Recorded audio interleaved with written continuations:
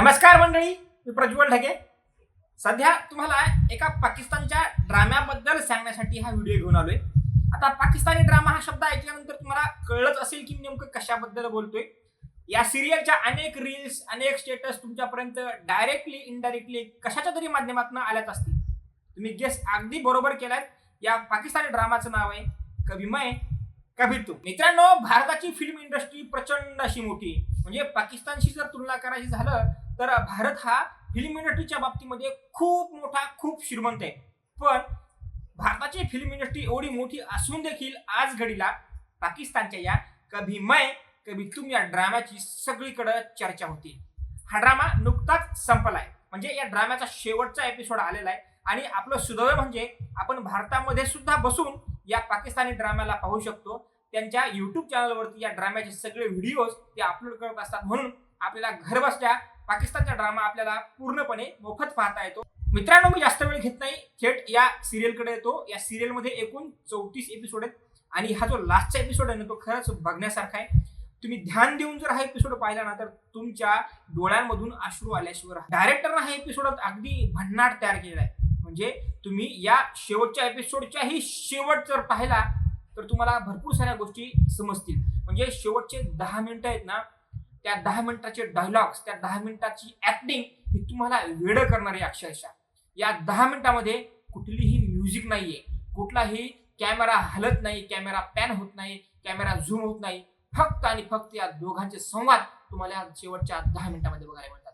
आणि कुठलीही म्युझिक नसून देखील तुम्हाला जे डायलॉग्स आहेत, ती सिच्युएशन आहे, थेट तुमच्या हृदयाला भिडते. मित्रांनो, या मालिकेमध्ये 2 कॅरेक्टर मेन आहेत. पहिल्या कॅरेक्टरचं नाव आहे मुस्तफा, दुसऱ्या कॅरेक्टरचं नाव आहे शर्जिना.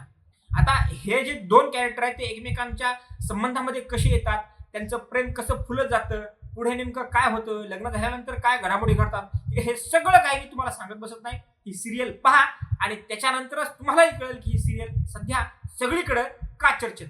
मित्रांनो, या सिरियलचा जो प्लॉट आहे ना, तो प्रेमाच्या 7 स्टेजेसवरती आहे.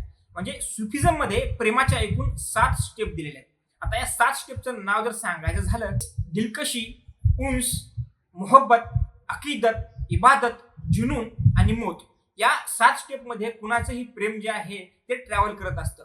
हे जे आहे म्हणजे हा जो बेस आहे, या बेसवरती ही मालिका आधारलेली. आणि सर्वात महत्वाचं म्हणजे या सिरियलमध्ये या प्रेमाच्या 7 स्टेजेस दाखवलेल्या असल्या तरी सुद्धा शेवटच्या एपिसोडमध्ये पुन्हा एकदा प्रेमाच्या या 7 स्टेजेस दाखवलेल्या आहेत. म्हणजे शेवटचा जर तुम्ही 1-2 मिनिटाचा डायलॉग पाहिला ना त्या हिरो आणि हिरोईन मधला, तर तुम्हाला ते पुन्हा एकदा ह्या प्रेमाच्या 7 स्टेजेस आपल्या डायलॉग मधनं सांगताना दिसतील. आणि कदाचित म्हणूनच या ज्या सिरियलची आहे ती एकदा विशेष अर्थानं, विशेष पद्धतीनं चर्चा होती. मी मगाशी म्हटल्याप्रमाणे प्रेमाच्या 7 स्टेप मधली सर्वात शेवटची स्टेप ही मौत आहे. आणि म्हणूनच या ड्रामामध्ये शेवटी काय होतं, म्हणजे हिरोईन मरते का, हिरो मरतो का, किंवा त्यांच्या प्रेमाचा अंत होतो का, असे वेगवेगळे तर्क वितर्क हे जे आहेत ते प्रेक्षक बांधत होते. आणि त्यामुळेच शेवटचा एपिसोड कधी येतोय, शेवटच्या एपिसोडमध्ये काय होतं, असं अनेक जण विचारत होते. पण खरं म्हणजे या शेवटच्या एपिसोडमध्ये सगळं काही हॅपी होतं. शेवटच्या स्टेजमध्ये म्हणजे प्रेमाच्या शेवटच्या स्टेजमध्ये मौत नव्हे तर जिंदगी आहे असं तुम्हाला डायरेक्टर आहे, लेखक आहे, तो सांगून जातो. आणि म्हणून सुद्धा ही जी सिरियल आहे ती खऱ्या अर्थानं प्रसिद्ध आहे. सगळ्यांच्या तोंडावर सध्या याच सिरियलचं नाव आहे. ही सिरियल जर तुम्ही पाहिली नसेल तर नक्की पहा. युट्यूब वरती फ्री आहे. हा व्हिडिओ तुम्हाला कसा वाटला नक्की कळवा. कमेंट बॉक्समध्ये तुमच्या प्रतिक्रिया नक्की द्या. आपल्या चॅनलला सबस्क्राईब करा. लवकरच भेटू नव्या व्हिडिओमध्ये नव्या विषयासह. तोपर्यंत काळजी घ्या.